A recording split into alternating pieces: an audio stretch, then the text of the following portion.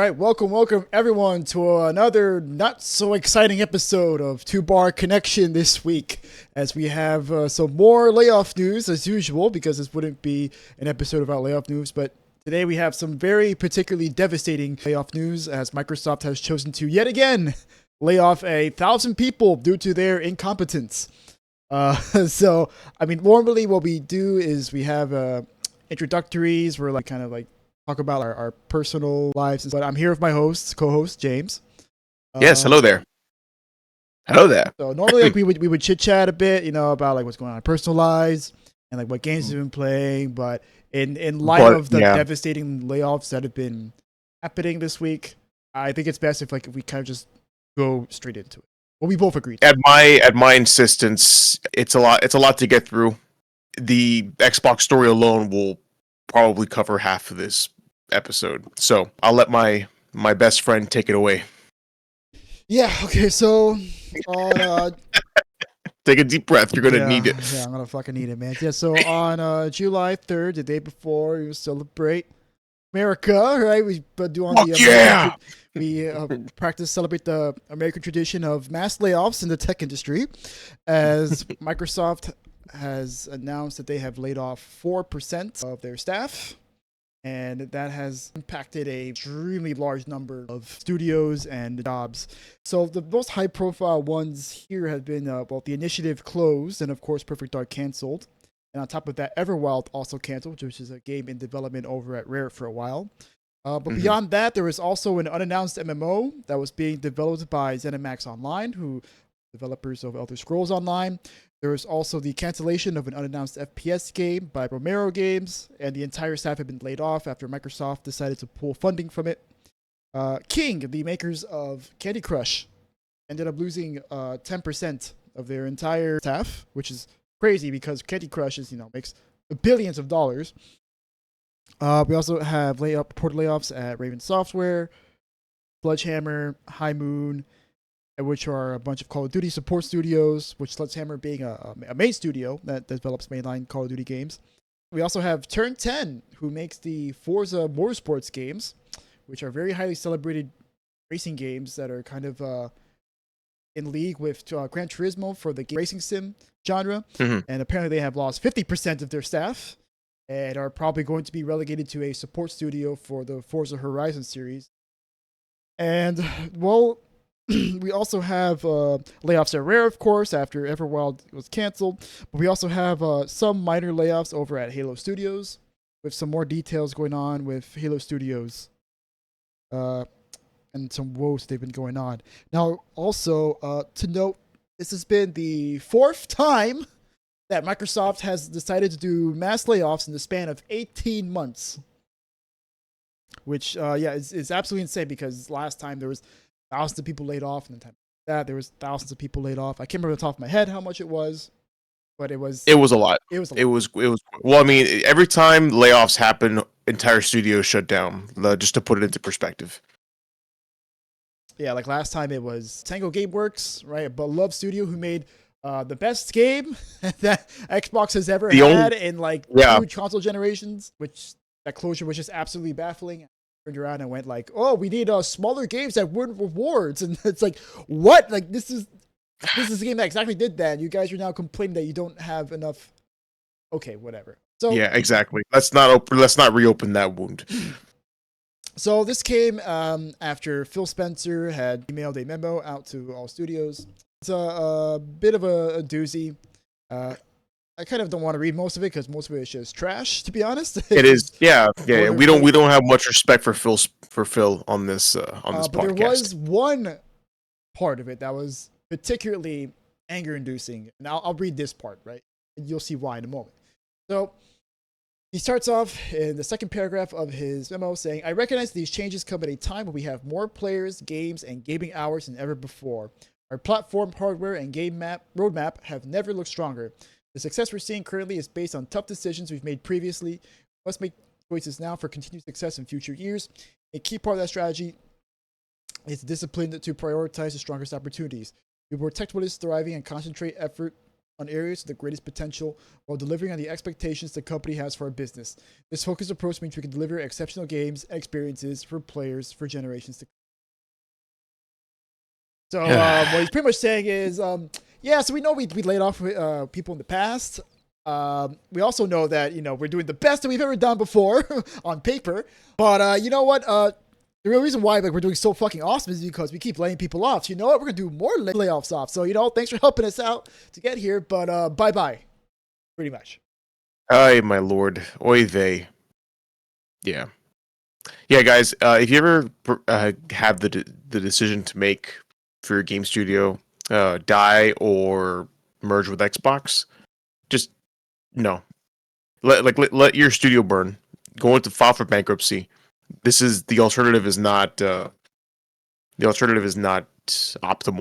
in my opinion. And then of course Matt Booty, our second favorite Microsoft dudes, had this to say after Phil's memo came out. Following Phil's note, I want to share more about the changes to the studio's business unit. We have made the decision to stop development of Perfect Dark and Everwild, as well as wind down several unannounced projects across our portfolio. As part of this, we are closing one of our studios, The Initiative. These decisions, along with other changes across our team, reflect a broader effort to adjust priorities and focus resources, set up our teams for greater success within a changing industry landscape. We do not make these decisions lightly, as each project and team represent years of effort, imagination, and commitment. Our overall portfolio strategy is unchanged. Build games that excite our players, continue to grow our biggest franchises, and create new stories, worlds, and characters. We have more than 40 projects in active development, continued momentum on titles shipping this fall, and a strong slate headed into 2026. With those directly affected, we are working closely with HR and studio leadership to provide support, including severance, career transition assistance, and where possible, opportunities to explore roles in other teams. To everyone across our studio, thank you. Your creativity and resilience continue to define who we are. I believe in the strength of our team and direction we're taking on the path ahead. Sorry you couldn't be on that path. Oh my god. That is so fucking frustrating. So yeah, if you aren't working on Call of Duty, then fuck you. I mean, I guess Call of Duty's not even safe because people at Raven Software and High Moon and Sledgehammer also lost their jobs. And even if you make billions of dollars in mobile gaming like King does, still not enough apparently. Yeah, I'm not sure what it is exactly, and I don't know if it's a cut to the games division. Although I think we covered it earlier too, because I think the last time that we covered layoffs, we talked about how Microsoft was possibly in the. Actually, I don't know if it was on podcast or off screen. I think I told you that Microsoft developed the quantum chip. Yeah, we discussed it when I was at your house for 4th of July. Yes, of course. So, I mean, I don't know if Microsoft is cutting a lot of departments in an effort to just dump money into AI in the same way that 4% across all divisions, 9,100 jobs across everything. That's a lot of jobs, dude. That is a lot of jobs. Microsoft employs hundreds of thousands of people. Yeah, no. Microsoft is one of the textbook definitions of corpo. So they employ a fuckload of people. So it is in service of their AI aspirations or their quantum computing aspirations. All in the effort to probably be the champion Bitcoin miner or whatever the fuck. But the fact remains that a lot of exciting games are now, well, they're dead in the water. Now they're just dead. Yeah, and this is something that Microsoft has struggled with for a pretty long time, pretty much since like the Xbox One. It's so frustrating seeing them take the same mistakes over and over and over. Where the strategy should have always been the same thing. As a strategy, it's something that Nintendo figured out, and it's something that Sony figured out that Xbox just never seemed to figure out after the 360 year. Yeah, that strategy is make games that push console sales forward. And it seemed like time and time again, they bungled franchise, bungled an IP. And unless it's like Halo or Gears or Forza, even Gears now, like it's kind of on the downturn. Right? Like, no, I know Gears 5 wasn't super well received by fans. And like they've kind of abandoned it at this point. They're like, right, fuck it. We're just going to go back and do a prequel. And then we'll just do a prequel. Forza, apparently, I guess, didn't do good enough for Microsoft, apparently. So now we were just left with Halo, which has been a fucking dumpster fire for years. And people have been calling for uh 343 to Change. close. Yeah, they're calling for change. They want somebody else at the helm because, I mean, if you look at 343's track record, they've never been happy with the direction they've taken. I mean, Halo 4 was kind of like okay, we could see some ideas, but then Halo 5 Guardians, I heard was trash. I never played that one, but I heard it was garbage. Yeah, no, I heard the same thing too. Mostly with the main story was was pretty crap because like you didn't really play as Master Chief, and it was kind of like a bait and switch. Oh, Everyone thought you were gonna play as Master Chief, but you actually don't play as Master Chief for most of it. You play as like, that's people fucking looking lame. for him because apparently like he went AWOL. Like, Oh oh, my did Master Chief go bad? Ooh, right. god. Yeah, I did see the ending though. Apparently, Cortana becomes a malevolent AI and destroy and like has a plot to destroy the world or some shit. Spoiler alert, not really. Game's like Oh what? yeah, and then she dies 10. off screen in Halo Infinite. Oh yeah. And then you have the new Cortana who's supposed to be nicer and less naked, which was a turnoff, but whatever. uh, yeah, I know you always have the hots for Cortana. She's fucking. What, man? Everyone did. I'm not alone. Don't make it weird. It's only weird if you make it weird. It's only weird if you make it weird. Yeah, But so in any case, it yeah. doesn't detract from the fact that Microsoft is well essentially been bungling every single IP that they've gotten their hands on, including the once successful ones. So, And yeah, dude. I mean, I keep trying to make excuses for Microsoft. I know we talked about like their plans for cloud gaming and all this shit, but honestly, I have no idea what the fuck they're doing with anything anymore. I thought they had some kind of a plan, but now I'm more in the camp of they're just incompetent like to the end. Like they're just laying off people left and right, more to cover their bottom line when the quarter ends or when the year ends, so that their fiscal year can be like the most profitable, record profits, while also bragging about record layoffs, which I know everyone has seen that meme. So yeah. I mean, at this point, they're pretty much just any other third party publisher. Xbox, like as a platform, as a brand, is practically dead at this point. I really don't know what it is they're doing with Xbox. I don't understand their plans. Apparently, like Phil's like, oh, like we're gonna keep selling hardware, because like hardware still matters to us, even though like you give us so many reasons not to buy your hardware. I can play your games on PlayStation, like the Dark Ages came out on PlayStation, and Indiana Jones came out on PlayStation, and Game Pass is on PC. So like, I could just play pretty much all of your games on PC for just $25 a month, or whatever, however much it costs now. exactly. Yeah. No, it makes zero sense. I hate it. And then there's also Anyway. details about like the layoffs, the details within the layoffs between each studio that I have here. So for So for the initiative and for Perfect Dark in particular, so Perfect Dark was canceled, but it was previously in development hell actually for quite a long time. The initiative was opened in 2018, and they opened up with the intention of rebooting Perfect Dark. But apparently in 2022, this was before we started the podcast, we actually never had the chance to cover this. Half of their core staff actually left like at one point in time, and it was a lot of like senior talent. Like I can scroll all the way down here, and you can see like a lot of senior designers and principal designers and people working on big games like God of War, Tomb Raider, Sunset Overdrive, Respawn, Infinity Ward. So these people have experience within the AAA industry, and like these are leads too. Like these aren't just like juniors. These are head guys that will call shots. And apparently that comes down to the way Daryl Gallagher was running the studio. Daryl Gallagher is the studio head of it. He worked on Tomb Raider games also. He's also apparently at Activision as well.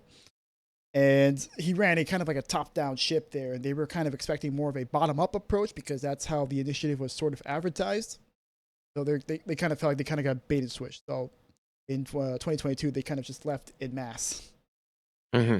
And so beyond that, the game was also had like no like real sense of direction on where it was going. They weren't really sure like what was happening or like how to really develop the game. One thing that was remarked in this article by Video Games Chronicle was all the former employees that spoke to VGC was really surprised at how lenient Microsoft was with the lack of progress. And that kind of Really? goes back to Yeah. what we've been talking about with Microsoft having Hands off approach. like their hands off their hands off method and their approach to portfolio management. It just doesn't work. It's how we got Redfall.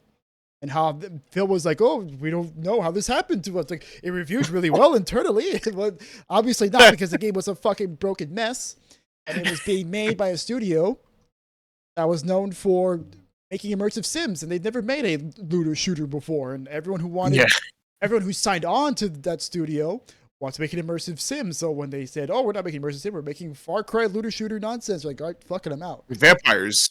With Yeah. vampires, right? Yeah, they're probably like, excuse me, what is this? So it just begs a question, right? The studio was open in 2018. So development for the game started around 2018.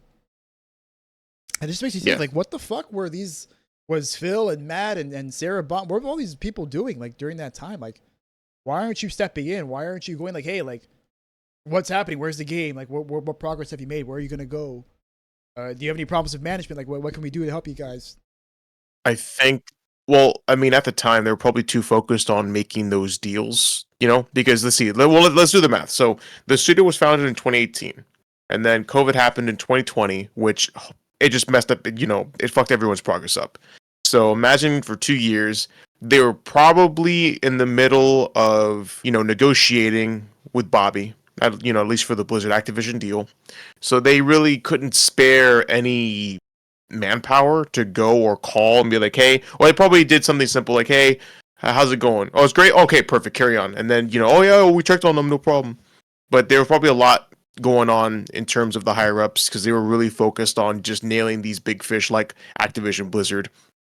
And what other purchases had Microsoft made at that point? Did they also make the ZeniMax purchase? Or sorry, Bethesda? No, ZeniMax was a while back. That was like 2014. 2014? Oh, okay. Okay. Yeah. That was a ways back. Okay, yeah. So then it really was the Activision Blizzard because there was a lot that they had to prepare for, especially since they knew ahead of time that they were going to have to deal with the antitrust wing of the government to make sure that it wasn't an anti-competitive practice. So Microsoft had a lot going on, and it was trying to move too many. I mean, this is just a theory, but they had a lot of moving parts, so they really could not keep an eye on all these studios. So they were advertising their philosophy like, oh yeah, hands-off approach. Let's just let our developers make the games they want to make. Like, obviously, that's the way it should be. That's the way it always should be. But in reality, I think they didn't have a choice because they just couldn't spare anybody to have oversight. And now I think the consequences are apparent. Like you said, it doesn't work. I think the only studio would have been Tango Gameworks and their game that they made. And then they got laid off for it. And they got laid off for it. So it really, in the end, it really didn't matter whether. Well, it really didn't matter. Yeah. Again, this all comes back to management, right? Like, this is the problem with Microsoft's strategy, right? Their strategy is that, like, let's just put stuff on our plate, more stuff on our plate, more stuff on our plate, more stuff on our plate. Oh, the plate broke. Oh no, this is all no for, right? When the strategy should be like, you get your stuff, right? You get your acquisitions. You make sure your ducks are in order. Make sure everything's going good. You get games shipped, right? Make sure that things are ready to ship because you haven't shipped fucking shit in years. And mind you, go for the big. So, like you say, like, I mean, this is all pure conjecture, but it kind of lines up, right? Because a lot of this stuff started happening after Microsoft spent $70 billion fucking dollars acquiring Activision Blizzard. 69. Okay. 69. Okay, fine. 69. Get the number right. Okay. Yes. Nice. 69 nice $billion. All right. So they spend all this money. So now, of course, the Eye of Sauron that is Satya Nadella is like, what the fuck? Why are you spending all this money? Well, yeah, you guys better start making a profit now. I better get an ROI on this so I can get back to our shareholders and tell them, hey, we're still making money over here. We're seeing growth. Like that's really been it. Like they don't take the time to just sit with what they have and make sure that what they have is good, and they ship Yeah. something with it. No, I wholeheartedly agree. They were just betting on numbers. They think, oh, all these studios that we're buying, one of them has to make a good game. Bethesda, they're working on a brand new IP, a Bethesda RPG, brand new IP. Like, of course, Todd Howard can do no wrong. And the best they did was mediocre. And like we said, the only good game they had was, honestly, Hi-Fi Rush. I can't think of any other IP that they put out that matches that level of success. I mean, Bethesda, I mean, for all its problems, has a pretty core, loyal, fiercely loyal fan base, and Starfield was even met with lukewarm reactions to that. So everything, in my opinion, everything fell flat. There was no blockbuster game, and of course, and then of course, Halo Infinite, dude. Again, same thing. It's like, like what is this game? Like, what are we doing here? You know, people expected Xbox to come out strong, considering how much money they had put in and all the names that they had, and they just didn't do it. They just did not do it. And you know, we can tie it into management problems. Yeah, no, definitely. So, did I miss anything? Yeah. So for Perfect Dark, after it was canceled, there was kind of people going like, well, you know, they did show some gameplay back in 2023. We did cover that. We did cover that, and like people are now like, was that really real? Like I don't really know. Like when, that was the first thing I thought. I'm like, yeah, that was bull. I mean, I even thought when I saw it, I'm like, most of this is probably. I agree. I agree with you. No, yes. And oh, no music. yeah, no music. No, we're good. So Ethan Gack, I think it says Ethan Gack of Kotaku posted on Blue Sky about how he heard that gameplay that was shown was like mostly fake. But then in response to this, Adam McDonald, who supposedly worked in the game as a level designer, rebutted against that and said that, well, no, it was mostly real, but there was some fakery in it. But it was, for the most part, legit. It was just a vertical slice, and you had to play it a certain way in order for it to work. If not, it would just fall apart because the game wasn't like finished yet. I'm getting cyberpunk vibes from this shit. So McDonald was saying it is actually an engine. I was one of the 3 level designers that worked on it. It worked best if you played it the way the person playing it in the video plays it, but it still worked even if you didn't hit the marks perfectly. There's some fake stuff in it, and the real gameplay systems shown off worked just enough to look good in the video. We were rapidly making real design decisions so as not to knowingly lie to players about what the game will be. The parkour is all real. The hacking deception is mostly real. The combat is real in that someone had to really do all that stuff in the video, but it's set up to be played exactly that way, and didn't play well if you played it in a different way. So he also says, I'm seeing big controversy over this whole thing was fake, and it's annoying me, so I wanted to say something. It was a pretty typical vertical slice. I don't think we're particularly deceptive with it. It's probably more real than you think. We were figuring stuff out on the fly in time to include it in the demo, doing our best not to lie to players. There's some fakery, but quite a lot of it was legit. But again, as gamers, we have become increasingly burned by everybody. Like, everybody has lied to us. CD Projekt Red lied to us with the Cyberpunk gameplay show off. So it's like, oh yeah, we're trying not to lie to you. It's like, no, you're trying not to lie to us by just not saying anything. That's lie of omission. That's still a lie. And the trailer you gave off gave the impression that development is actually, it's taken longer than expected, but it's well underway. And now look where we're at. And then after that gameplay showcase, well, actually no, sorry. Before that, it was zero, like nothing. We didn't hear shit about Perfect Dark until that day. Like, it was just a random drop. Yeah, it was during a Xbox showcase, so like, it was there. People were always kind of hoping for that we'd see something, including myself, because I like Perfect Dark a lot. The original game is same great. Here. Yes, it is. Zero can lick my nuts, but the original one is great. Like, it pretty much took everything that GoldenEye did and just made it way better. Especially if you play the Xbox remastered version. It's awesome. It's amazing. Okay. Like it's the remastered version of it is awesome. Like it takes the biggest problem with the N64 version was that it ran like balls because it was showing too much at once. So like it was running at like 15 frames a second. Not being generous there at times. It ran well in other places, but a lot of times it'd be like, all right, I'm just gonna give you a slideshow. Yeah, dude. Now at that time, it wasn't that bad because we were expecting super high, frame rates at the time. But there was tons of creative weapons, full voice acting. You had the open-ended levels of like GoldenEye that was really good that people liked. There was tons of content. You play multiplayer with AI bots, which was something not done very often back then. So it had a lot of content in it. It's just it wasn't fully realized until the remaster came out on Xbox. Yeah. So, again, here we are back. Perfect Dark is dead once again, and God only knows when it'll come back. I don't know when. But, apparently, like the way the initiative was managed was just not very good because obviously they left a lot of staff left over it. And Xbox oversight just completely failed them. They didn't catch any of these problems in time. Yeah. Because they were too busy, like you said, probably, trying to cook up the ironing out the Activision Blizzard deal. Yeah. Which, hey, congratulations. You got the deal. Yeah, and then now what? Now people got now what? Yeah. You got exactly what you wanted. How does that feel? And so the next thing to talk about for it is Rare and Everwild. So Everwild was canceled, of course. And that was confirmed in the memo that I read earlier, where they talked about, cancel closing as well as Everwild. Now, there isn't too much information on Everwild outside of the fact that it was apparently in development for about 11 years, which, again, it's like, what the fuck are we doing? Like, why is no one stepping in? It's like, hey, this game's taking a really long time. I should go check in and see, like...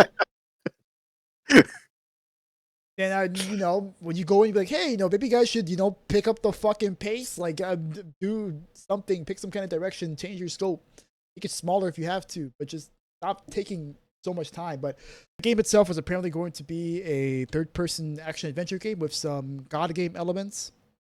So kind of like Black and White or Viva Pinata, as Rare have worked on. Viva Pinata, not Black and White, but Rare worked on Viva Pinata, and Viva Pinata was kind of like a God game. Where like you had to like manage the world and like your little pinatas and stuff. It was gonna have like a mix of action adventure and like animal like management and stuff. There was like that one trailer they showed back in 2018, which is a very pretty trailer. Like they just whoops. No, stop. There you go. It was a very pretty trailer. Like, ooh, like this looks like kind of neat. Like I kind of like the vibes of it, but like we didn't really know what the hell it was. We just knew it looked kind of pretty. Yeah. And, obviously nature is going to be a big theme of it. So apparently like that game was in development hell for a while. And then it started over development with a Greg Mayles, who also left the company shortly after it was announced that Everwild was going to be canceled. And apparently Greg had actually been with Rare for 35 years, since 1990. Yep. So this guy is a vet. He's been there since almost the OG days. Yes. He was there when they were working on SNES games. That's impressive. So he was the director of the game when he took over in 2021 after it got rebooted. And then also Louise O'Connor also left. There's no picture of her that I could find. And she left Rare after working with them since Conquer N64. So a lot of veteran talent being lost here.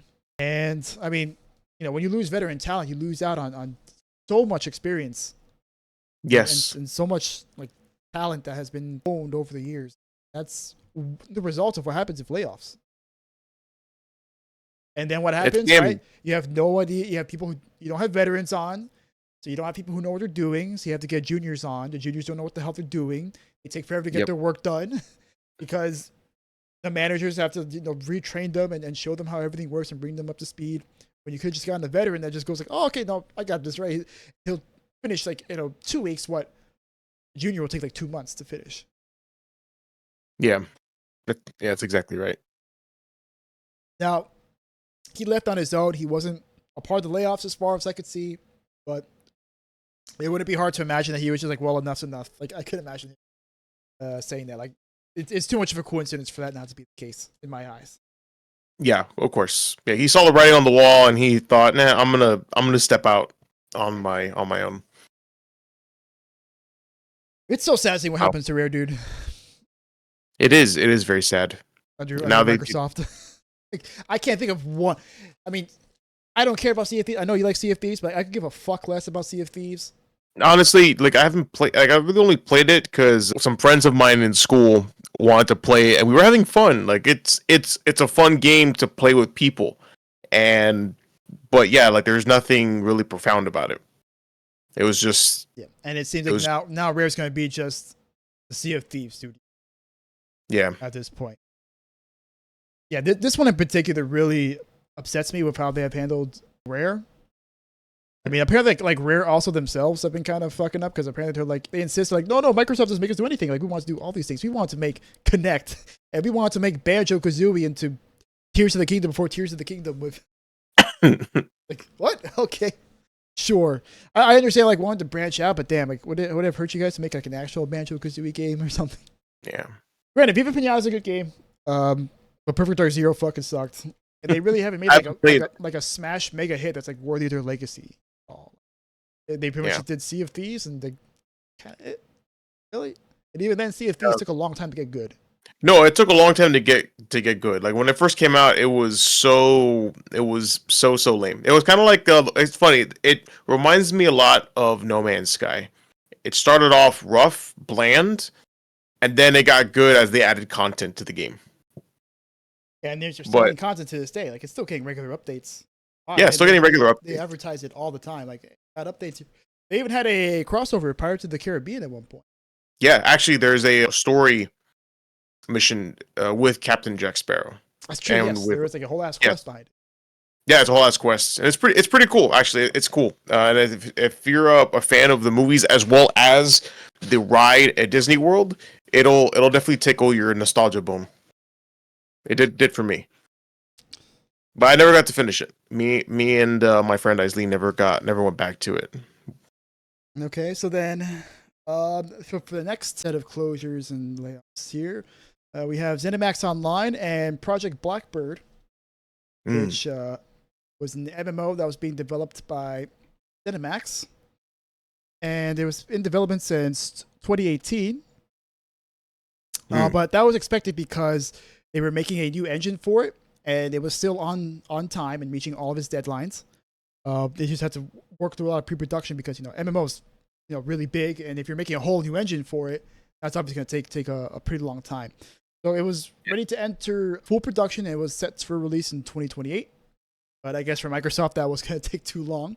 But here's the fucked up part, right? The game had a good pre-production, and it was even approved for full production just a little bit before the studio was, before the game was canceled and like everyone involved was laid off. Yeah. And what's even more fucked up is that there was actually a source that spoke with IGN, and he recalled how head of studios, Xbox Game Studios, Matt Booty, in a meeting justified the closures of Arcade Austin, Tango Gameworks, and Alpha Dog Games, which is the layoffs we covered last time. Yep.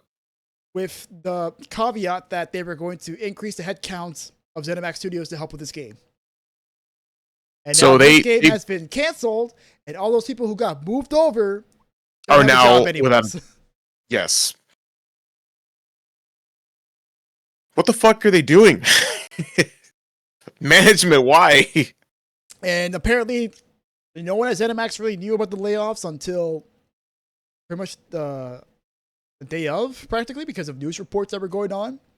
Yeah. And even up until the moment that they were getting layoffs, they were still in the dark, and a lot of people were getting denied access to their Slack accounts, which with no explanation for HR, no one came to them and told them what was happening, no emails, no nothing. They just couldn't get into their Slack account. And then eventually they were contacted by HR and say, "All right, come to the office." So naturally, a lot of people are very scared and confused about what the hell is going on. Yeah. Yeah, as you can see, they don't even have the decency to let their employees know ahead of time. Hey, like you're gonna be without a job. Now, as for the game itself, it actually seemed like it would have been kind of cool here because this is actually something I found last minute. Mm-hmm. It was an exclusive report by True Achievements, and they actually got a lot of details into what Project Blackwater was going to look like. So apparently, the game was going to take place on like an alien planet. That was part of it was divided by one half of it was like scorched by the sun, like all the time. The other side was Mhm. covered like in pure ice because the planet had stopped. But in the middle section, right, there's like this area called the Twilight Zone, and that is where the setting of the game is, where it takes place inside a AI operated city called Exodus, and it was run by a bunch of alien syndicates, and it was kind of described as like an alien noir cyberpunk kind of game. Hmm. So in the game, you would play as a human, and you'd play as a revenant, which is pretty much a cybernetically enhanced mercenary that works for the AI that runs the city, and your work is kind of like a mediator between like all the syndicates. You're like a middleman between them all, and you'd be able to choose from 3 classes. And the story of the game would focus around a murder mystery that happens within the game, and you kind of have to solve the crime of the murder of a high profile syndicate member before an all-out gang war breaks out. Eventually, like you'll discover like a conspiracy and whatnot. But it was a really cool setting. Like it seemed like this would be a really cool idea for like just a world in general. And apparently, like they were kind of working with combat early on. They didn't really have that like complete yet. They kind of had an idea of how it was going to go. They were experimenting with skill systems actually just the week before the game got canceled. And apparently, it's going to have a Titanfall movement. So you're going to like be with like parkour and shit around while you're shooting stuff and like getting loot, because it was a looter shooter on top of seemed like really cool. And apparently, I reported that lead that Bill like loved the game. I was like, oh, you guys doing great during your time. And then once again, here we are. Yeah, once again, here we are. And yeah, here we stand. Man, some bullshit. Can't stand these people. And so that's not all, but apparently President Matt Frior was the president of ZeniMax. So left the company after being with them since 2007. Yeah. And he had this to say: after more than 18 years leading ZeniMax Online Studios, I'll be stepping away later this month. Studio and Elder Scrolls Online will be in great hands in the direction of new studio head Joe Burba, along with executive producer Susan Kath and game director Rich Lambert. The area's leadership team has spearheaded many of ESO's biggest ideas and expansions and will continue to make this game something I'm proud of. But I won't be working the game anymore. I will be cheering you on and adding to the thousands of the game. There are many more stories to be told, adventures to be had. I know this amazing community carry the shared lake. Rior helped lead the studio since it was founded in 2007. Previously worked on over at Mythic, who were the guys behind Dark Age Camelot, and he was a producer on there. Before he I remember that game. Before he got the That was position my of Elder Scrolls Online in 2014. Dark Age of Camelot was my first MMO. That was my first serious MMO after RuneScape. That was the game I got into before I got into World of Warcraft. I didn't know that. Yeah, very cool game. I don't remember you playing that. Wasn't that like super PvP focused? You're like it's like raid castle. No, actually, it had that element to it, but it didn't have to be that way. Okay. But it was fun. It was a fun game. So then, moving on, we have Romero Games, which this one was surprised. I didn't even know John Romero was working on a game. So he was working for. So Romero Games, the studio founded by John Romero, the legend behind Doom, OG Doom, and his wife Brenda Romero. Their studio is being closed down after their entire staff had to be laid off because Microsoft decided to pull funding for their game. And apparently this was going to be an FPS game, so this kind of would have been a return to form for him, because before he worked on Empire of Sin, I believe, which is like an RTS, like crime management game. And then before that, he worked on like some unofficial Doom expansions. But yeah, the entire staff got laid off, and according to Romero, it was kind of a surprise to them.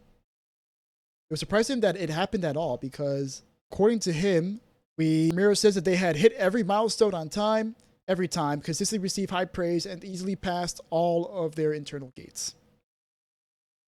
And there's also a report here about how Romero actually met with Microsoft just a little bit before the studio was closed down, and they didn't bother at all to mention their studio was going to be closed down. And so, to this, he says this was a strategic decision made by a high-level publisher, well above our visibility or control. We deeply wish there had been anything we could have done to prevent this outcome. We're currently evaluating next steps and working quickly to support our team. Any opportunities or ways you can help our incredible team, please reach out. These people are the best I have ever worked with. He also have employees on LinkedIn talking about how they're pretty much out of the job. One of them saying, today I found out our whole studio is being let go because of the layoffs at Microsoft. Another one said, a very sad day. It breaks my heart to say that Romero Games fell victim to the 100 Microsoft layoffs today. The best team I've ever worked with and my dream job gone just like that. It really was a great project and it was hard. The process that it's over. It's nothing less than, which, yeah, I wholeheartedly agree. I hardly agree as well. So, I mean, this gives me flashbacks to Tango Gameworks. Even games that look like they're coming along nicely, yeah, there's no rhyme or reason to it. They're just cuts consistently. Yeah, I mean, it seems like they're cutting while to come out. It was progressing well, so maybe No, it was well, just a case of not it just wasn't going to come out. well, not just one, but two. The ZeniMax Blackbird and now Romero. So Yeah, because then Blackbird was supposed to come in 2028 supposedly, but it was selling pretty well. Romero's game, well, there was no release date for it, so maybe we can probably cut this time soon. Okay, and then finally, what I have here, Halo Studios, and well, Halo Studios wasn't hit particularly hard, but I did manage to find some interesting new details on going on with buddies over at Halo. So apparently there was only 5 layoffs, but employees that were laid off were, of course, very pissed.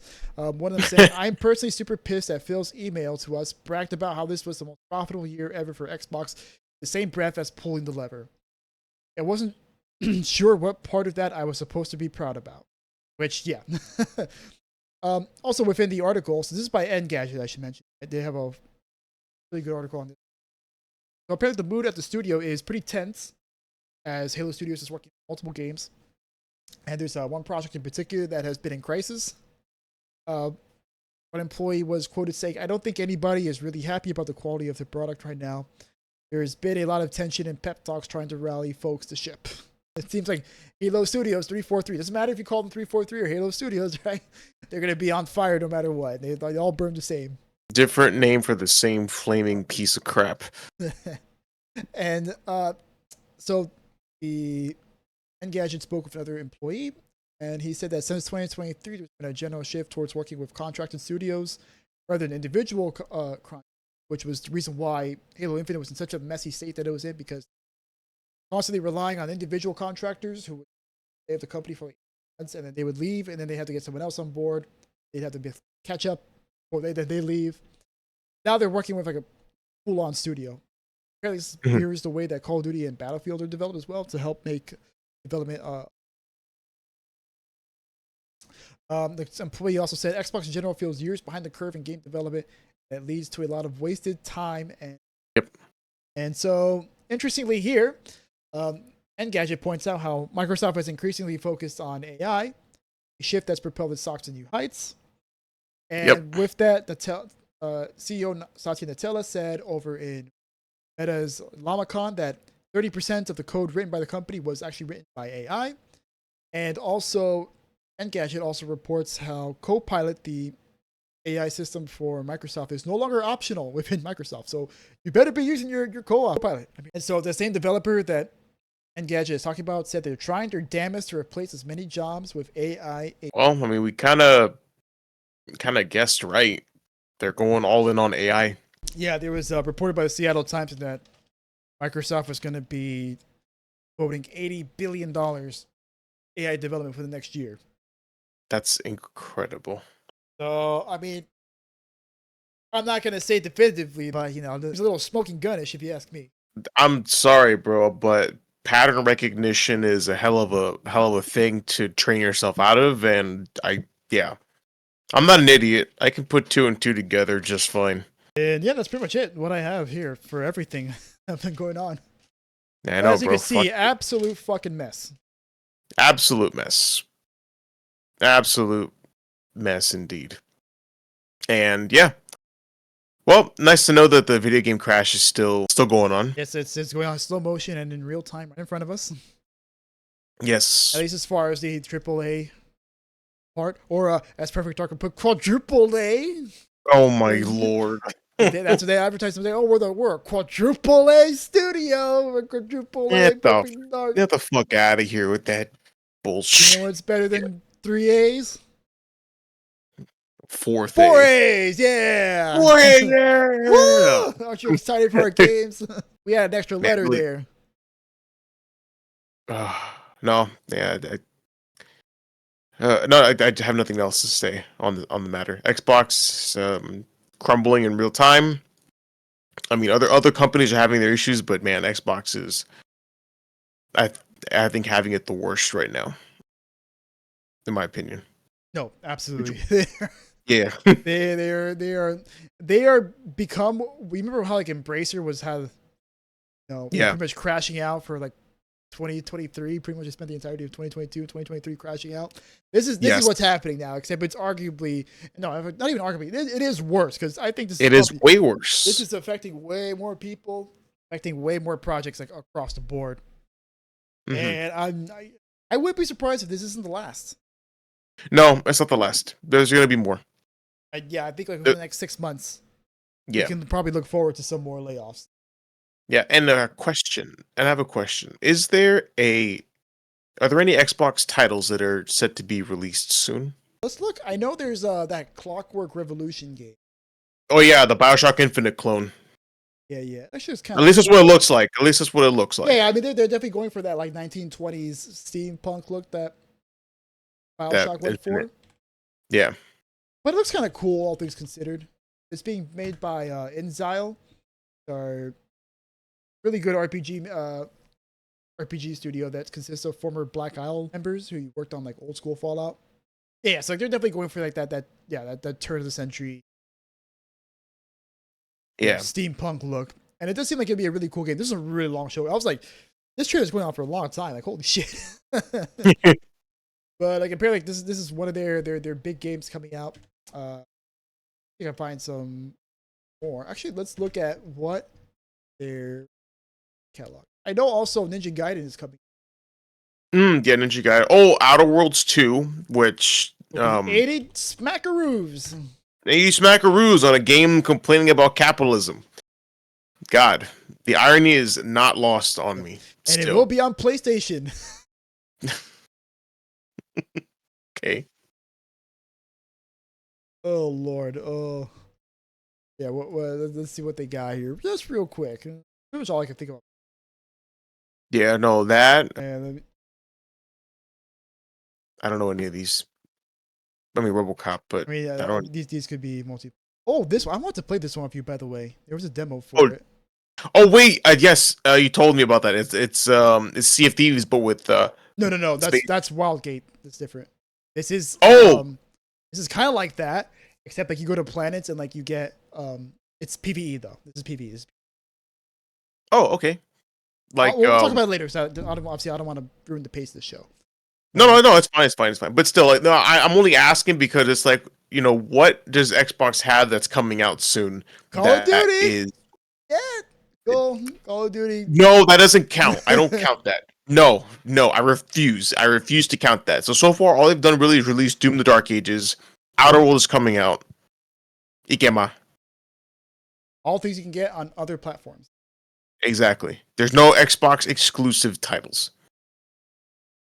Yeah, because like I said, they're a third party publisher at this point.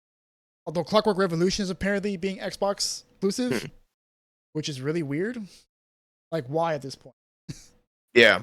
At this point, why? Like, you're making everything multi-platform. You must just go all the way. Like, there's what's the Yeah. Except for this why? one, like, what is this? Yeah, like I said, I don't understand the decision making over at Microsoft. And quite frankly, like, I know there's a lot of people saying like there needs to be like a change in leadership, but I don't think it'll matter. No. This kind of damage. The damage is done. The culture's already set. The Just they're locked in. Yeah, like just let the fire settle, let everything burn, and then when the dust settles and the ashes are, calm, then something new can rise. But this thing is like blue hot in terms of how on fire it is, and it's gonna keep burning for a bit. So we're just gonna wait. It's gonna burn And for a point in very long last fucking week. time. point and laugh when we can, as much as we can, because really this isn't that funny. But yeah.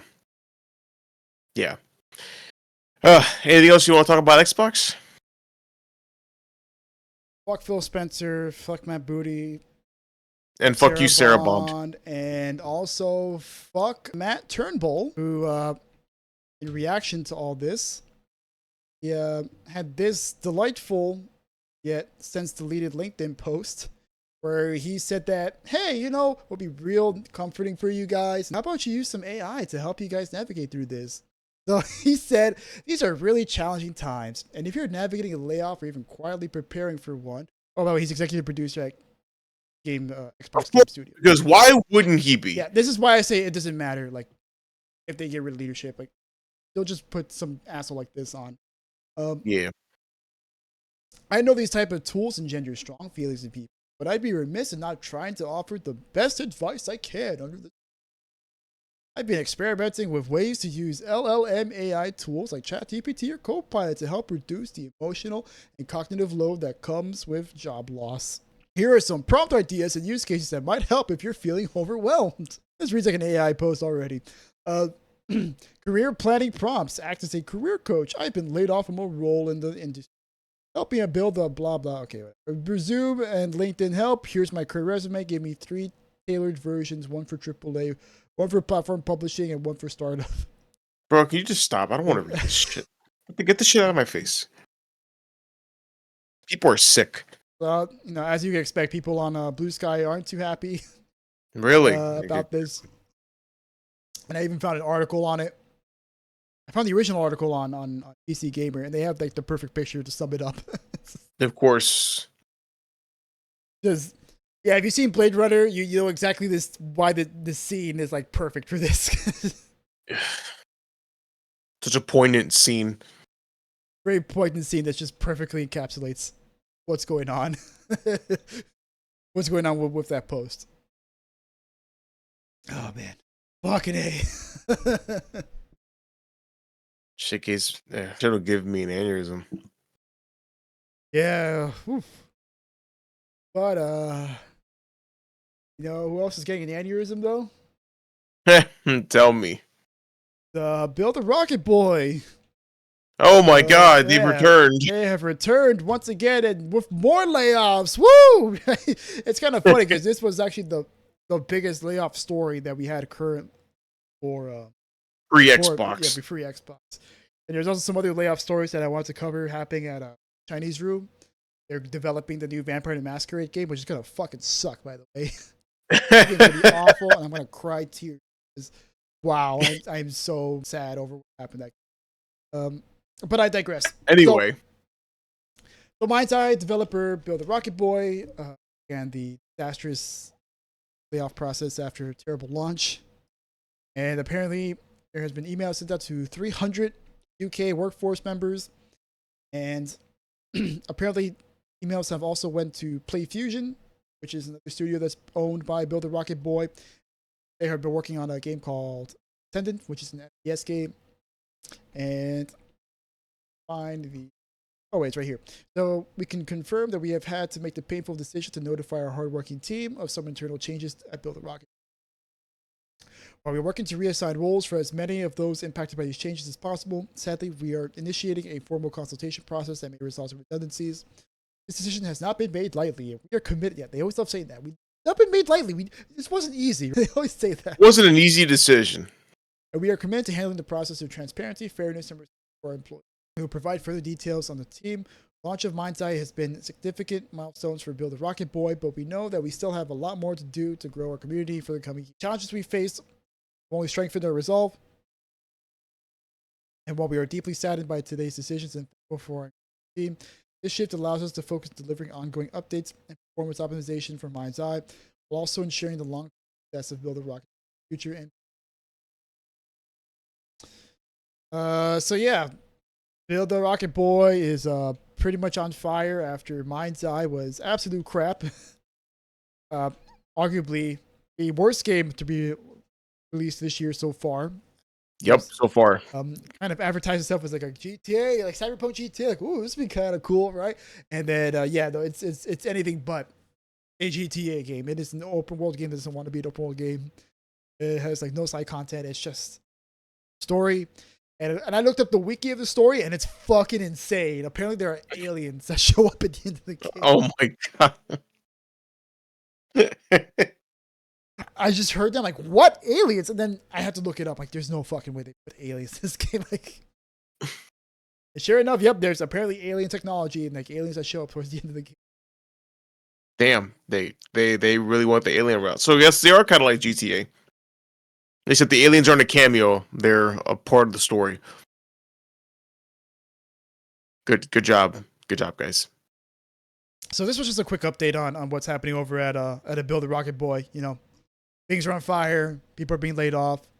Apparently the CEO, like during meetings, was saying like, that this has been all the result of like saboteurs. Oh yeah. People are paid to say negative things about this game. Oh my god, dude, just take the L. You suck. It's not our fault. You suck. It's not our fault. You made something that we don't before it was ready. Yeah, bro. You made something that wasn't ready and that we didn't want to buy either. So, I'm sorry. Go away. Yeah. So, any other thoughts on this? I just wanted to give like a quick. Because quite frankly, I could have gone more, but I'm really tired from speaking at Xbox layoffs. No, dude. No. I'm tired of talking about incompetent management ruining games and game companies. So let's just move on. And like I predicted. Look at that. Half the episode just on Xbox and this shit. Gone. How about we talk about some incompetent updates? Absolutely. Let's talk about some incompetent updates. All right, so for those like me and Jesse that are Switch 2 lists, a lot has been going on in the state of Nintendo. Mario Kart Update apparently has been review bombed after controversial update. So everyone can agree that the Switch 2 has been a resounding success, which is very unfortunate. And for now, you know, the 3DS was a success at first, and then it wasn't, and then they had to. Maybe. Yeah, this is true. It's true. Yes.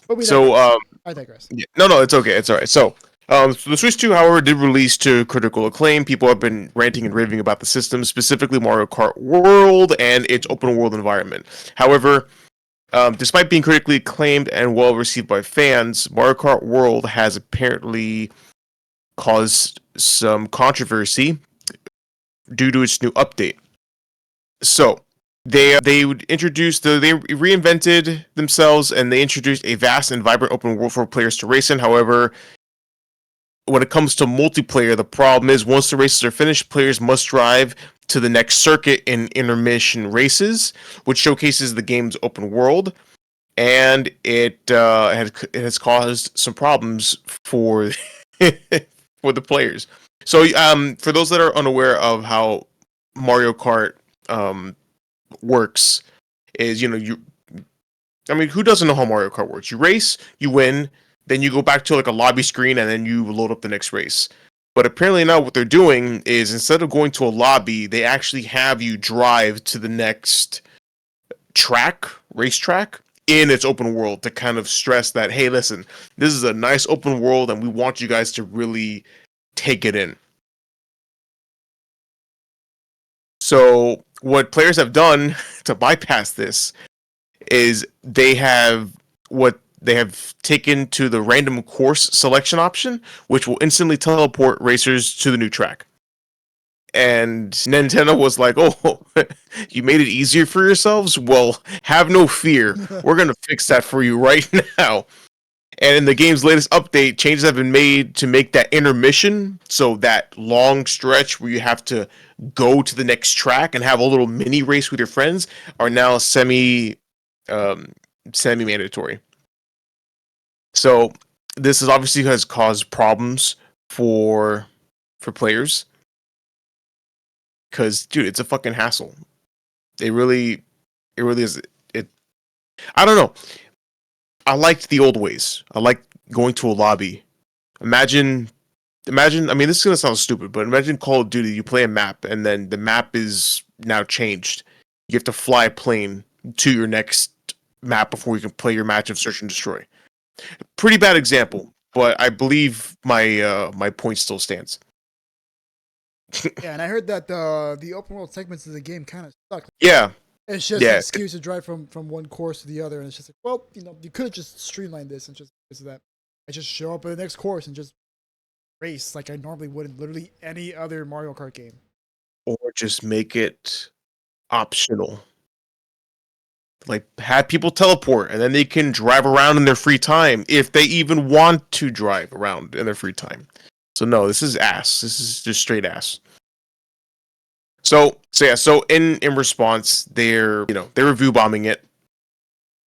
They hate it. Specifically, there was one review in particular that says, "We told you we don't want to play the intermissions, and instead of listening, you made it worse." Another one. The new update has made my enjoyment of this game tank. We already had knockout tour to play intermissions. The ability to teleport to a track is not gone, but the probability of it happening is less likely. The only surefire way to race consecutive 3-lap races is by playing against bots or joining a competitive lobby. As a casual, that sounds awful. However, Mario Kart World is still doing well. And it's I mean the article makes it seem like it's just a hiccup that's happening with Mario Kart. So, but yeah, do you have any thoughts on Nintendo screwing over the player base with this nonsense? I mean, it's supposed to be Nintendo. Yeah. When they have a mechanic in the game, what how bullshit it is, they're gonna do everything they can to force you to use that mechanic, even if it fucking sucks, right? Options is not a thing in Nintendo's lexicon. You're like, nope, you're gonna do what we say you're gonna do. And you're gonna like it. And you're gonna like it. You're gonna have fun the way we want you to have fun. Exactly. I remember when the Star Fox game came out for the Wii U, and you had to use the bullshit gyro aiming on the Wii pad, and it sucked. It was so fucking clunky and terrible and inaccurate, and it was just at the pad. You look at the screen, and you look at the pad. You look at the screen, and you look at the pad. You look at the screen. And it just made playing the game super annoying. God, bro, yeah. There's no option to not do that. Of course there's not. Because why would there be an option for that? I mean, player choice. That just sounds consumer friendly, which is not even a thought in their minds. I mean, next thing you're going to tell me is that you're going to modify your personal Switch too? Nah, not a chance. Not a chance. Oh, in fact, they might brick it for doing that. But, yeah. Well, actually, turns out there may be some fight left in that. I'll have you know. Do tell. Yes, indeed. So, as we all know, we covered this a while back, and everybody and their mother knows about it. Nintendo Switch 2's end-user license agreement states that they can brick your console if they even think that you're making a modification to it. However, a consumers' rights watchdog in Brazil, weirdly enough, issues a legal challenge to it. So Brazilian authorities have argued that Nintendo's recently updated user agreement violates users' rights to access services that they have paid for. Foreshadowing. We'll get back to this later. Procon SP, Sao Paulo's Office of Brazil's Public Consumer Protection and Defense Program, has now requested that Nintendo ditch this clause from its user agreement. In a statement, Procon SP said it had already lodged a complaint with Nintendo of America, and that the Mario Maker has now appointed a legal team to look into the issue. Reports of Switch 2 consoles being banned from accessing online services have reportedly surfaced since the platform's launch last month. Users impacted by the issue have suggested the bans are tied to the usage of flash memory cards, and specifically the MIG Switch device, which can enable game piracy. But so far, only one user has reported buying a secondhand Switch with the ban in place, prompting fears that more banned consoles will end up in the hands of new owners. And according to accounts from users with banned consoles, Nintendo customer support has said that the block is permanent. So once that Switch is bricked, that's it. There's no recourse, and that goddamn, that's a pretty scary thing. Yeah, dude, I can't even imagine something doing that. Yeah, and then it goes. The article continues onward and says, that the consoles that are impacted by the ban will display an error code, with the numbers shown on the screen.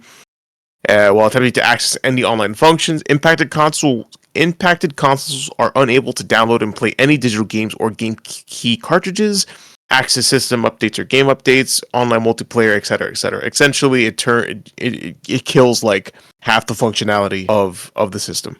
So Brazil has issued a legal challenge and is now going to be fighting the good fight. Yay? Won't that be interesting? Brazil's gonna. Brazil. Brazil might save us from Nintendo. Brazil, yeah, no, especially after they've been memed on for so long. I don't want to go to Brazil. No. No, I don't want to go to Brazil. It's just so weird. Like the same energy that we give about Detroit. Brazil is just Detroit. Brazil is like a country. It's the Detroit of South America. It is the Detroit of South America. Take him to Detroit. No, not Detroit. No. So we got people that are trying to fight the good fight and get these stupid ass user agreement paragraphs to be gone because damn, bro, like we're trying to game out here and you're fucking us. And then there's also a chance that you're going to be selling us bricked consoles. Like no. Hell no. You did not think that one. I don't think they thought that one through. No, they did not. No, they did not. I mean, their thought process. Well, we'll just stop piracy, stop the pirates because they take so much money from us, and we gotta kill the emulators. We gotta kill their families. Yeah. Good job. You just made everyone in favor of the piracy argument. Foreshadowing. We're a family-friendly company, by the way. We're a family-friendly company, by the way. Mario has overtaken Disney in terms of, kid engagement or whatever. That'll be $80 for your game and $90 for your controller. Oh, you have $3 kids? $90 each, please. Oh, wait, stick drift? No, that's impossible. We fixed that issue. But you can always just spend another $80 on a Joy-Con. You better not sue us. You better not sue us. It says it right there. Do not sue. It says it in the contract. Says it in the contract. In any case, the fucking Nintendo. Yeah, fucking Nintendo. Yeah, all we're missing is the Sony story at this point. Oh, dude, yeah, really. But in any case, so we'll see what that legal fight will entail, and yeah, and then we can move on to our next story. Sorry, there's no proper segue for this shit, but we have here the final death knell. Finally, after many 7 years, after 7 years of just pure ass, EA has announced that Anthem will be shut down on January 12th, 2026, effectively making the game unplayable. Anthem was, as you know, BioWare's new IP and the future of gaming. That ended up being one of the biggest dumpster fires of when did it come out? 2018. 2018, yeah, one of the biggest dumpster fires of 2018. So, Anthem joins a growing number of live service games that have had the plug pulled on them. Other high-profile games such as Marvel's Avengers, Battleborn, Super Bomberman R, and Sony's Concord are among the names that you probably recognize. Oh, I'm sorry, 2019. Launched in 2019. Yeah, sorry, 2019. Oh, yeah, it's okay. Okay, so okay. 6 years. 6 years, excuse me. Still way longer than it deserved. I guess it really must have had a dedicated fan base, because Jesus Christ. So times are tough for the studio of BioWare. Dragon Age Veilguard failed to meet expectations, and there are fewer than 100 staff members left, down from its peak of 400. Oh boy. The studio's next game, dude. So their next game that they're making is the Mass Effect series, which is being developed by a core team. God help us. God help all of you. God help us indeed. So, yeah, bro. What do you think? Anthem is finally getting the sunset treatment. Oh yeah, it's after all these years of finally mediocrity. going out to take it to the back of the barn, getting the old Yellard. Yep, finally getting old Yellard, and I really hope that they learned. No, they did not. I'm not going to say it. They're not gonna learn a damn They didn't thing. learn. They didn't learn. They didn't learn a goddamn thing. So that's and unfortunately that's just the way it is. But it kind of sucks though because it lasted this long because there's probably a core group of people that enjoyed playing the game and were essentially super fans. I mean, I don't know how many players it had at one point, or concurrent players, I guess is the proper word. But for it to go on for Not this many. long, Not many, no, probably. I don't. Yeah, I know not many, but still, the same number of people kept coming back, and it was enough to justify this, like the game to keep going. So it really is a shame because those people are going to be losing access to something that they paid for and something that they like to play. And something Yeah, because that should change. Something yeah. that should change for the better. And hey, you know what? Maybe that will change, man. What? What do you mean? I mean, if the Stop Killing Games initiative has something to say about it over Oh, the does it? EU.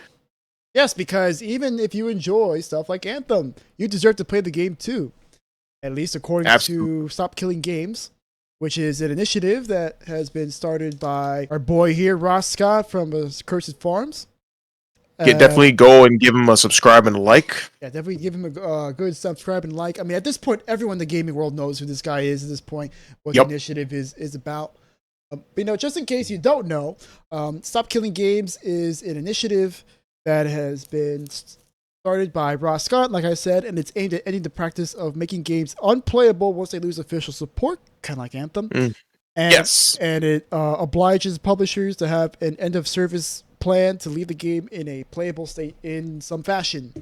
So this is specifically an EU initiative, but there is also a UK initiative that's been going on as well.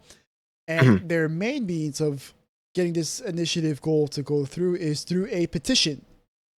So in the EU, in order for a petition to go through, it must pass 1 million signatures from all the EU citizens. And so what happens is after the petition passes, then lawmakers are obliged to at least have a conversation about potentially making a law around it. Mm-hmm. And that's the same thing with the UK government. But the UK government only requires 100,000 because you're no longer a part of the EU as a, because of Brexit. Yes. Now, just to reiterate, right? If you're American, if you're Canadian, Brazilian, don't fucking touch this, please, okay? Only if you are an EU citizen could you touch this, right? Yes. So the important thing is, the great thing is, first I want to say is that it has passed 1 million. And then some. And then And some, then right? some. And it's amazing like how it was able to pass through it, right? I'll go over that in a moment because Yeah. We're gonna go into detail. Don't you worry. Because it is fucking crazy. This has been a wild ride, and honestly, it's a triumph. It really is a triumph. But the important thing is, like, we have to, for those of you who are out there in the EU, we still need more signatures out there for this thing to pass because once it goes through the verification process, there's going to be a lot of invalid signatures in there. So it needs to be 1 million after the verification process happened. So just to be on the safe side of things, it needs to be well over 1 million. So it needs to be like 1.2 million, 1.3 million, 1.4 million. 1.5 would be ideal because, if you lose, 300,000 signatures because they're bogus or whatever, you're still left with 1.2 million. In which case, then it will successfully pass, and then the lawmakers will have to have a discussion about it. Indeed. Okay. Now, as cool as this initiative has been, it has not been without its pushback. Also, I just want to say we did cover this about a year ago when Ross Scott did put out his initial video on the matter. And so we've actually been following this for quite some time. Yeah, and this is the initial video here. Largest campaign ever to stop publishers destroying games. It's over on our Cursed Forums. You can check it out if you want to know more information, or you can always go to the website stopkillinggames.com. We'll leave a link to the video in the description as well as a link to his channel. Yeah, I'll have to redo because I always say I'm gonna put a link in there. Look in there, and I always fucking. Don't worry, I'll be sure to put it. Don't worry. Okay, so like I said, there has not been without some significant pushback, and this actually ties into the wild story about how this initiative became such a success in the first place. So, the petition has a year to gain 1 million of those subscriptions, and this process started back in last July or last August, if I remember correctly. And so we actually only have a few weeks away before the deadline is up. Now, the amazing thing is that at first this initiative was doing actually pretty well, but like I've been saying, there wasn't without pushback, and that biggest form of pushback came from this guy, Pirate Software, Also known as Thor. also known as Thor. His full name, Jason Thorhall. But big YouTuber out there. He's kind of advertising himself as like a hacker / game dev expert that I worked at Blizzard for 7 years. But not only this guy has had a very long history of getting factual information wrong, and he has become increasingly controversial over the years. And the controversy kind of reached its height when he was talking against Stop Killing Games. And the whole reason why people are so against him now is because he actually misrepresented the Stop Killing Games movement. Just to be clear, the Stop Killing Games movement does not compel publishers to support the game forever, and it does not force publishers to turn any multiplayer game into a single player game. It's just the game just needs to be playable in some fashion. Right? And this is something that we solved back in the 90s and early 2000s with private servers. Private servers, and LANs, yes, exactly. And LAN support. Yeah, dude, LAN parties, like, duh. everyone remembers LAN parties. So this was something that happened. Yeah, I'm sorry. Yeah, no, I was just going to say, essentially, it was just, we wanted the games in a way that we could take over after the publishers or the studios were done with it. That's it. And then we would take care of everything else. Kind of in the same way that, the classic WoW servers, before, they were shut down by Blizzard and then, they made their own. Yeah, those games are running just fine. So that's all we want. We want to play the games that we paid for, and we want to keep them running for as long as we want. Yeah, because the point at issue here is that a lot of these games are sold as goods, right? You buy the game, own the game, right? It's a good, right? There is no expiration date on there. It's not a service, right? It's not like you go to the barber shop and you pay, $30 for your haircut, and then that's it. Your service is done once the haircut is complete. It's nothing like that. It is, buy the product, you own the product. It's yours. And that is what... sorry, gotta scratch my ear. Well, that's essentially what the Stop Killing Games movement is trying to reinforce. The idea that video games are goods and not a service that can be revoked at any time on the whim of a publisher or studio. Yeah, so people are really mad at Pirate Software because he kind of can't really say intentionally. He possibly could have intentionally misrepresented what it was about. And he is, a big, huge YouTuber. He has over 2 million subscribers. And with that subscriber view, he was pretty much able to bully Stop Killing Games and just kill its momentum. So what ended up happening is that Thor released 2 videos, pretty much just trash talking Stop Killing Games, just completely misrepresenting it. And he also did like a stream on it, talking about like why he's against it, why he's going to actively go against it and tell people not to support it. And he even told them that the initiative can eat his ass, and that he is going to actively advocate against it. Right? So, classy guy. Which is weird. Very weird. It was like very off character. Well, I mean, which I guess is kind of the point, but we'll get to that. And so, in response, Ross actually released a video called "The End of Stop Killing Games." He was giving what was seeming a final update on what was happening with Stop Killing Games. It seemed like at the time it was going to fail because it was only at around 400-something thousand. Yeah, it was trending down, and he really thought like, no, that's it. Like, we're slowing down. We're not going to make it nearly close enough to the goal. So I'm just going to put out an update on the movement. Yeah, but then luckily, this kind of caught fire with the YouTube community, because it seems like overnight, like everyone just picked up on this story, and they just went all in on this. They ran with it, and that's exactly what it needed, because I don't want to say like it's YouTube drama, even though it kind of is, but it is. It really is. Because this is a story about the big YouTuber bullying the little YouTuber and trying to pretty much kill some kind of initiative that he has, even though it's a good initiative, and pretty much just practically weaponizing his viewers to go against, somebody who's just trying to make a positive change of it. And Of so, course. people kind of took that narrative and kind of ran with it. You had big YouTubers like Moist Critical even trying to reach out to Thor and be like, hey, like, you kind of misrepresented this. Like, can we talk about this? And he's like, no, I'm not going to talk about this at all. I've already made up my mind, right? Also, you're blocked. Also, like you're blocked. Thor has had a history of blocking people that he disagrees with. A lot of times, if he's called out on something, he most of the time triples down on it, as was infamously the case where he ran a guild in World of Warcraft on a hardcore server called OnlyFangs. And of course, that was the infamous Roaching incident, where he pretty much just ran away and ditched his entire team. Being like, nope, I can't help you. Nope, I can't help you. Right? Like, I have no mana after literally just wasting mana on stupid shit and having a that can also give him back his mana. Yeah. So with all that, then this actually gave it the push. Like, it's kind of funny because we should almost be thanking Thor because like. We are. We absolutely are. He's found out really quick, like the Streisand effect.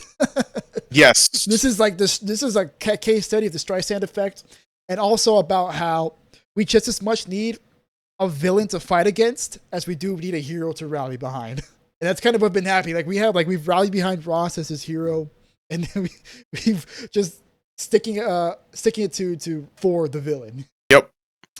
And so after all that, here we are with 1.2 million signatures here.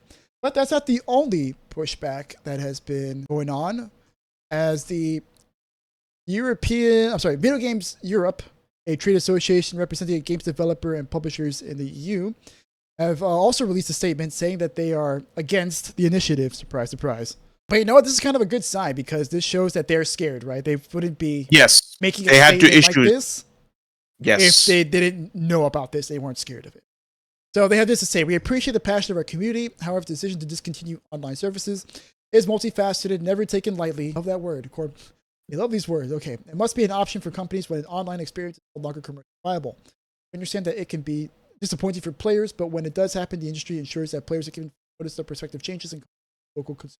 Private servers are not always a viable option for players, as the protections we put in place to secure players' data, remove illegal content, and combat unsafe community content would not exist and would leave rights holders liable. In addition, many titles are designed from the ground up to be online only.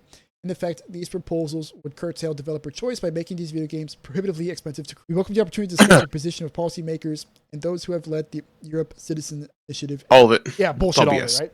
It's all bullshit. it's all bullshit. And this is kind of like a lot of the talking points that Thor had.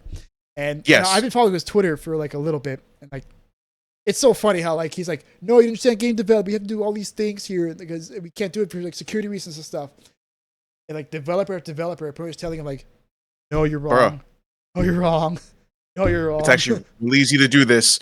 We just don't because the publishers don't want us to. Okay. Like one developer, Josh something, I can't remember his name right now in particular, was like, dude, like this is the way you do it. Like, and I think the reason why like you don't know how this way is because you're so AAA brain rotted. Dude.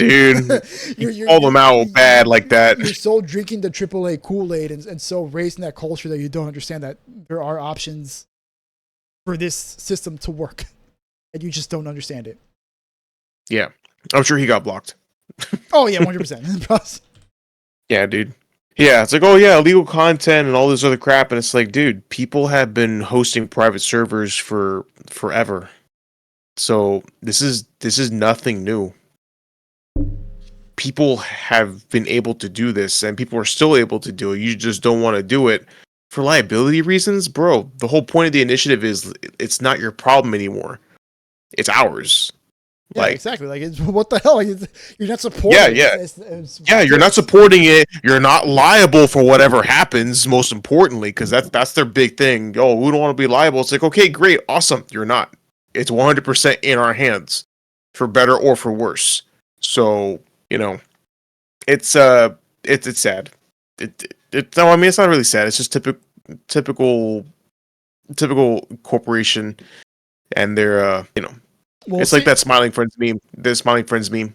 It's their IP to sit on and do Do nothing nothing with. with. I think Yeah. that the sad part is everything that's happened with Pirate Software and how he's been kind of outed as like this really know-it-all egotistical asshole. Yeah. Because a lot of people thought, he was a really cool guy. He was all about supporting indie games and getting people He to make included. games and hosts game jams and stuff. And he's like, hey, like you come to our game jams and make games of us. And he also runs like a ferret rescue charity, and Yeah. he does these cool things. But when it comes to his online interactions, he's just such an asshole. He really is. He is such an asshole.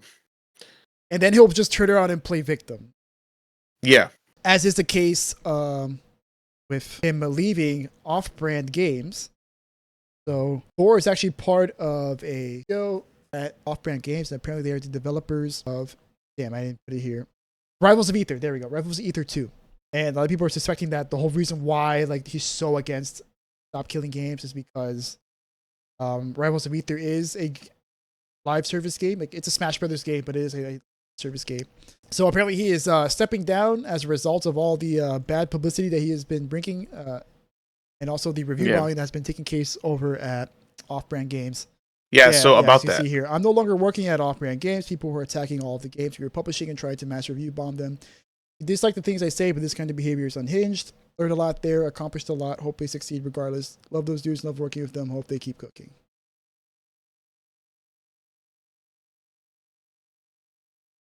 I know anything. Yeah, well, as far as the review bombing of Off-Brand Games, it actually was shown to be fake. Like the review scores hadn't really changed. The only game that was being review bombed was his own game, Heartbound, on Steam. Oh yeah, that too. Because Heartbound is a game that he has never finished. He collected Kickstarter money from people. It's an early access, but it's been developing for like years at this point. 7, I believe. I think we said 7, or more than. I don't know. 7's a comfortable number. Yeah, many years. Too long. Like, it should not be taking that long for a game that I'm pretty sure it's been called like an Undertale clone. Yeah. And there was also some deleted tweets. Where he said like some. Yeah. No, they're deleted, but don't worry. I don't have time to dig them up. Don't worry. I think we made our point. No, we made our point. Also, there's a lot of videos that cover it in depth that has access to those deleted tweets. I believe one of them that I watched that I really enjoyed was Soggy Cereal, who was a former developer on Helldivers 2, and he also put in his 2 cents on the issue. So I recommend looking that up as well. Yeah, definitely. And of course, you can always find so much on this guy. Yes, you can find everybody has eaten their piece of the YouTube drama pie, but it's important because his misrepresentation really almost costed the movement, and it's a good movement. So yeah, so once again, if you're in the EU, please go sign it right now. If you live in the UK, go look for the UK petition and sign it there. It's over 100,000 at this point, but the more signatures, the better because of the verification process. Okay, just please don't stop signing. Yes, read. Make sure you actually agree to the initiative, and then sign away. But the good news is, as of right now, the signature threshold has been reached. But we need to make sure that we have a lot left over, just so that we don't have to worry too much about fake signatures or mislabeled signatures, because people do forget to spell their own name. Yeah. And also, please, these are official government documents, so please do not forge anything. That is illegal. Please don't. So sign. And speaking of signing, how about you sign us off?